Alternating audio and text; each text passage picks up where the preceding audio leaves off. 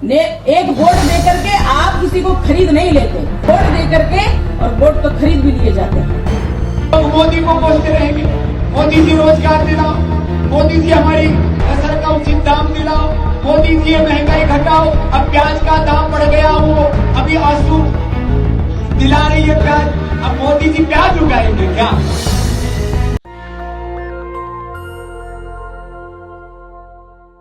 नमस्कार, मैं शंभू कुमार सिंह और आप देख रहे हैं नेशनल दस्तक।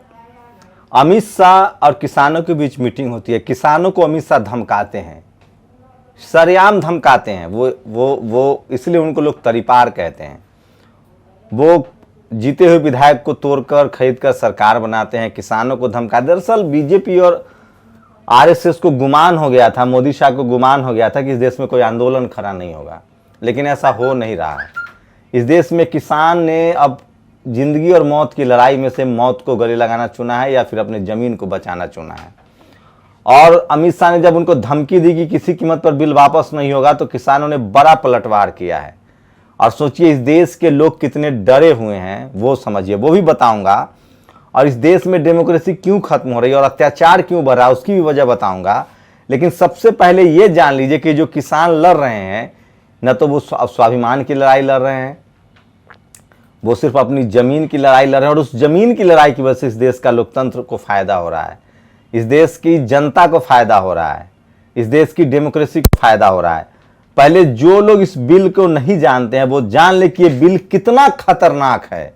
ये बिल ठीक उतना ही खतरनाक है जैसे कोई आपको जहर का इंजेक्शन दे दे और जब आप उसे कहने लगे कि अरे तुमने मुझे जहर का इंजेक्शन दे दिया, मुझे बचाओ बचाओ बचाओ, तो वो आपको कहेगा कि ठीक है चलो तुम्हें हॉस्पिटल में भर्ती करवा देते हैं, लेकिन तुम्हारा एक हाथ और एक पैर कटवा देंगे।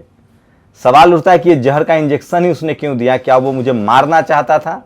तो अगला कहे कि नहीं हम तो तुमको जहर का इंजेक्शन दिए थे ऐसे ही बस, ताकि तुम और मजबूत हो जाओ। जहर के इंजेक्शन से कोई मजबूत होगा? ये जो बिल आया है ये कितना खराब बिल है और सरकार किस तरह से इस देश को गुलाम बनाना चाहती है, किस तरह से गोलवलकर की विचारधारा को लागू करना चाहती है और किस तरह से 95% लोगों पर कब्जा करना चाहती है, ताकि लोग पेट से आगे सोच ही न सकें। अभी सोशल मीडिया पर एक क्लिप वायरल हो रहा है जिसमें एक गुंडा कहता है कि मैं चाहता हूं कि इस देश के लोग के पास इतना ही खाना हो जितना में वो बगावत भी ना करे भूख से और उसका पेट भी ना भरा हो, ताकि वो फिर आगे की सोच सके। ये बिल देखिए, नए कृषि बिल में कुल कितने खतरनाक कानून थे जिसे सरकार ने किसानों के सामने माना और वापस लेने का प्रस्ताव रखा। जबकि किसानों के खिलाफ बिल में इतने खतरनाक कानून रहने के बावजूद शुरू में भाजपा सब कृषि बिल को किसानों के हित में बता रहे, तो उससे यह मालूम चलता है कि संघियों का कितना खतरनाक एजेंडा है देश के लिए, देश के लोगों के खिलाफ। वहीं मेन स्ट्रीम मीडिया एवं सोशल मीडिया पर चाटुकारों द्वारा कैसे कैसे देश को भ्रम में डाला गया। पहला पॉइंट सुनिए, राज्य सरकार प्राइवेट मंडियों पर भी शुल्क फीस लगा सकती है। स्टेट गवर्नमेंट मंडियों पर फीस लगाएगी, ठीक वैसे ही जैसे 40 रुपए का पेट्रोल आपको 90 रुपए में मिल रहा है। ये मैं नहीं कह रहा हूं, 30 रुपए पेट्रोल बिकता है, आता है खरीद, 30 पेट्रोल की लागत है 30 रुपए, उसको बिकना चाहिए था 40 रुपए, आपसे 90 रुपए लिया जा रहा है, क्योंकि 60 रुपए जो है ना और 50 रुपए सरकार टैक्स ले रही है। राज्य सरकार चाहे तो मंडी व्यापारियों का रजिस्ट्रेशन अनिवार्य कर सकती है। राज्य सरकार चाहे तो मंडी व्यापारियों का रजिस्ट्रेशन अनिवार्य कर सकती है। किसानों को कोर्ट कचहरी जाने का विकल्प भी दिया जाएगा। अब कह रहे हैं कि विकल्प दिया जाएगा, ये संशोधन है। ये जो सरकार ने जो कहा था, राज्य सरकार प्राइवेट मंडियों पर भी शुल्क फीस लगा सकती है। पहले था कि प्राइवेट मंडी पर फीस नहीं होगा। राज्य सरकार चाहे तो मंडी व्यापारियों का रजिस्ट्रेशन अनिवार्य कर सकती है, अब कह रहे हैं कि अनिवार्य करना पड़ेगा। किसानों को कोर्ट कचहरी जाने का विकल्प दिया जाएगा। पहले इनको कोर्ट कचहरी जाने से मना कर, मतलब आपकी 2 आदमी से लड़ाई हो ना तो आप कोर्ट भी नहीं जा सकते, मतलब किसान कोर्ट नहीं जा सकते हैं। किसान और कंपनी के बीच कॉन्ट्रैक्ट की 30 दिन के अंदर रजिस्ट्री होगी, अब रजिस्ट्री होगी, पहले रजिस्ट्री नहीं होनी थी। कॉन्ट्रैक्ट कानून में स्पष्ट कर देंगे कि किसान की जमीन या बिल्डिंग पर ऋण या गिरवी नहीं रख सकते, पहले रख सकते थे। अब ये कह रहे हैं, सोचिए किसान का जमीन या बिल्डिंग वो बिजनेसमैन गिरवी रख देता है। अब कहने कि अब बिल लाएंगे उसमें गिरवी वाला बात हटाएंगे, मतलब पहले के बिल में इन्होंने बनाया उसमें गिरवी रखने की बात थी। किसान की जमीन की कुर्की नहीं हो सकेगी, मतलब पहले किसान की जमीन मालिक चाहता, बिजनेसमैन चाहता तो कुर्क कर लेता। ये कितना बड़ा काला कानून है और गुलाम बनाना चाह रहे हैं। बताइए कोई किसान कैसे नहीं। एमएसपी की वर्तमान खरीदी व्यवस्था के संबंध में सरकार लिखित आश्वासन देगी। अब लिखित आश्वासन देने की बात कह रहे हैं, पहले नहीं कह रहे थे। बिजली बिल भी अभी ड्राफ्ट है, इसे नहीं लाया जाएगा। ये ड्राफ्ट है, अब नहीं लाया जाएगा, बिल में ला चुके हैं ये। एनसीआर में प्रदूषण वाले कानून पर किसानों की आपत्तियों का समुचित समाधान किया जाएगा। 1 करोड़ का जुर्माना था पराली जलाने पर। अब आप बताइए, ये सुधार के बाद स्थिति है, इसका मतलब ये बिल कितना खतरनाक है। और इसीलिए किसान कह रहे हैं कि बिल वापस लो, क्योंकि उनको पता है कि हम ऐसे ही गुलाम हो जाएंगे। और ये सब इसीलिए किया जा रहा है ताकि 90% 95% लोगों को गुलाम बना लिया जाए और 5% लोग इस देश में राज करें, जो बंच ऑफ थॉट्स, जो गोलवलकर की विचारधारा थी कि 90% 95% लोगों को भूखा रखो, ताकि वो न तो सोच सके ना आंदोलन कर सके। मतलब डेमोक्रेसी खत्म करने का ये बिल है, संविधान खत्म करने का बिल है। सोचिए, जिस डेमोक्रेसी से मोदी जी, इस देश में संविधान नहीं होता है, अमित शाह, इस देश में संविधान नहीं होता तो तुम आ जाते क्या सत्ता में? अगर यही काम कांग्रेस ने कर दिया होता तो तुम्हें मौका मिलता क्या? और तुम्हारे पास जब सत्ता आ गई तो तुम चाहते हो कि कोई दूसरा ना आए। अभी भी वक्त है दोस्तों, खड़ा हो जाइए, नहीं तो अगर ये बिल पास, मैं तो ताज्जुब करता हूं इस किसानों को कैसे समझ में आ गया ये कानून। और इस अमित शाह और मोदी को लग गया था कि हमने तो सबको डरा दिया, मुसलमानों को जेल में बंद कर दिया। आज रिपोर्ट आई है दिल्ली दंगे की, सीपीएम ने रिपोर्ट जारी की है कि अमित शाह के ऑफिस से दंगा कराया गया था। 26 लाख 25 लाख की आबादी पर 1300 पुलिसकर्मी तैनात थे, 1300 से 4500 पुलिसकर्मी तैनात थे। 40 से ज्यादा मुसलमान मरे थे, हत्याएं थी वो। ये सब कुछ साफ है कि सरकार ने जानबूझकर दंगा कराया था। कहां है कपिल मिश्रा रोड खाली कराने वाला? आप कल्पना नहीं कर सकते हैं। इसमें भी आवश्यक वस्तु संशोधन अधिनियम का मुद्दा गायब, जबकि असली खेल उसी कानून के जरिए होना है। अरविंद शेष लिखते हैं कि जो इसेंशियल कमोडिटी था, पहले था कि दाल चावल एक सीमा से ज्यादा आप जगह जमा नहीं। मान लो मैं अंबानी हूं या मैं शंभू हूं और मेरे पास पैसा है और मैं पूरे देश का अनाज खरीद के अपने पास रख लूं, उसके बाद मेरी मर्जी होगी ना कि मैं जितना में बेचूं। तो एक कानून था कि शंभू को कितना भी पैसा हो लेकिन 10 किलो से ज्यादा गेहूं नहीं खरीद सकता है। अब यह कानून हटा दिया जा रहा है। सोचिए, अंबानी अडानी के पूरे देश में कोल्ड स्टोरेज बन के तैयार हैं, लोग तस्वीरें शेयर कर रहे हैं। और क्या चल रहा है सोशल मीडिया जो है वो सच्चा मीडिया, उस पर खबर देखिए। जो मैं आपको, जिस हिसाब से लोग देशद्रोही घोषित हो रहे हैं उस हिसाब से तो कुछ दिन में देशभक्त अल्पसंख्यक हो जाएंगे। जब 3 बिल सितंबर में पेश हुए तो अगस्त में ही मुकेश अंबानी रिटेल चेन की कंपनी फ्यूचर ग्रुप का अधिग्रहण कैसे कर लिया? बिल पेश होने से पहले ही देश भर में अडानी के बड़े बड़े गोदाम कैसे बन गए? इन दोनों को बिल के बारे में सपना आया था या चौकीदार से सेटिंग है? ये देखिए, ये तस्वीर देखिए। जब तीनों बिल सितंबर में पेश हुए तो अगस्त में ही अंबानी रिटेल चेन कंपनी, ये देखिए अडानी ग्रुप का ये सारा कोल्ड स्टोरेज हरियाणा पंजाब में बन रहा है। असली एजेंडा तो ये फोटो है, यह कब से चल रहा है? क्या अडानी को ये इल्हाम हुआ था कि भंडारण जमाखोरी को लेकर ऐसा कानून बनने वाला है? आवश्यक वस्तु संशोधन अधिनियम में अनाज, दलहन, तिलहन, आलू, प्याज को बाहर करने की वजह यह है एमएसपी से कहीं ज्यादा मारक, इसलिए वे आवश्यक वस्तु संशोधन अधिनियम और भंडारण जमाखोरी के मुद्दे को बहस और खबर में नहीं आने दे रहे।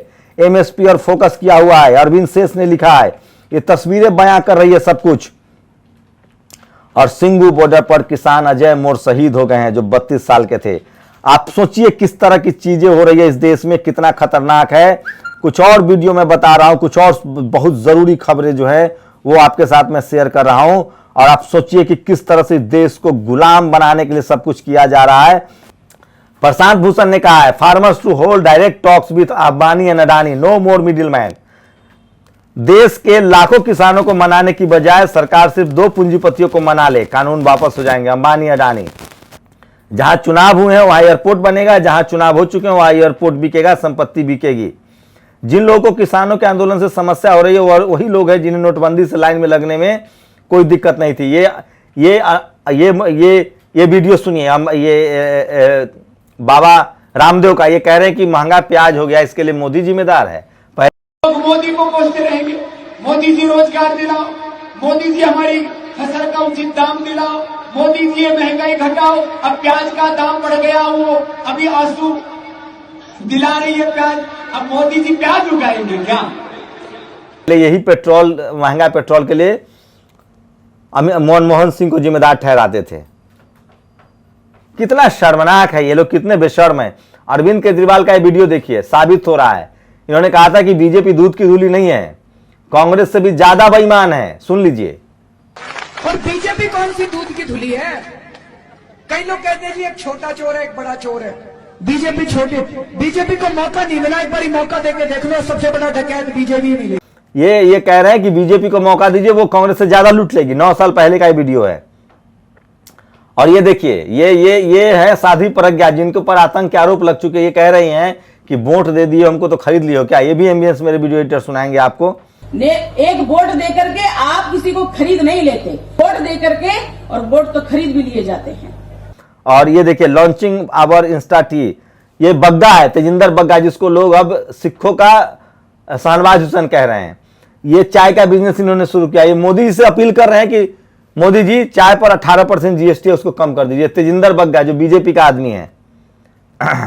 और ये देखिए, एक खबर लोग शेयर कर रहे हैं। अधिकारी कह रहा है कि पानी पर किसानों का हक नहीं है, पहले उद्योगपतियों का हक है। ये पुरानी खबर है, लोग शेयर कर रहे हैं इसको। और जियो का बायकॉट कर दो, सरकार झुक जाएगी। लोग लगातार जियो का बायकॉट कर रहे हैं, ये समझिए आप। तो ये तमाम बड़ी खबरें थी जो मैं आपके लिए लेकर आया था। मैं इसलिए कह रहा हूं ये बिल कितना खतरनाक है।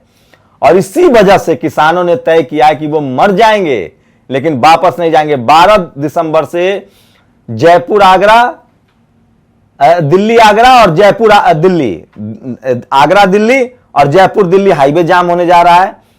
14 से पूरे देश में आंदोलन शुरू होने जा रहा है। टोल फ्री कर दिया जाएगा, प्लाजा टोल प्लाजा फ्री हो जाएंगे। और उसके बाद बीजेपी के सांसद मंत्रियों का घेराव शुरू करेंगे किसान। अमित शाह ने मीटिंग में किसानों को डराया। ये क्या करते हैं, मीटिंग करेंगे, आपको पहचान लेंगे और आप पर पुलिस छोड़ देंगे, सीबीआई छोड़ देंगे। किसान कौन सा बेईमानी करके बैठा हुआ है। अब तो शक पैदा होता है कि अखिलेश यादव, तेजस्वी यादव, राहुल गांधी, मायावती, तमाम लोग क्यों नहीं सड़कों पर उतर रहे हैं। जब देश गुलाम हो जाएगा तो आप भी नहीं बचेंगे। इनकी यही कोशिश है। ये तो शुक्र मनाई कि किसानों ने आपको एकजुट कर दिया है, नहीं तो बहुत बुरी स्थिति होने वाली थी इस देश में।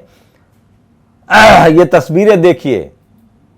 तो मैं फिर कह रहा हूं, अंबानी अडानी को ये देश बेच दिया गया है। आपको समझना पड़ेगा। और किसान अंतिम लड़ाई, अगर ये लड़ाई हार गए किसान तो ये देश हार जाएगा, संविधान हार जाएगा। उसके बाद न तो सोशल मीडिया बचेगा, न संविधान बचेगा और देश पर इनका एकमुश्त कब्जा हो जाएगा। क्योंकि इससे बड़ा आंदोलन की आप कल्पना नहीं कर सकते हैं जब पूरा देश इनके खिलाफ है और लोग कह रहे हैं कि ये सरकार ईवीएम से आई है इसलिए इसको वोट तो लेना नहीं है। शायद अगली बार से आप वोट देने लायक भी ना रहें। लेकिन किसानों ने जिस तरह से सीना चौड़ा किया है, इस देश के 90% लोग इस सरकार के खिलाफ हैं।